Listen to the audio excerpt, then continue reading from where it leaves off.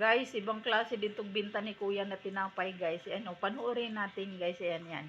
Magpili ka lang, iba-iba ang kulay. At iba-iba yung laki. So, ayan, guys. Ayan, yan. Oh. Diba? Ang galing niya gumawa ng tinapay, guys. Mayroon ka agad bibili. Ayan. Bibilihan ata siya niyan. So, ayan, guys. Gusto mo ba ito, guys? Ayan, oh. Iba yung design na pinili ni Kuya. Ayan, oh. Pili ka lang talaga ng kulay din. Mayroon din malaki, mayroong maliit. Talaga naman ang tinapay ni Kuya. Ang galing mag-design, no?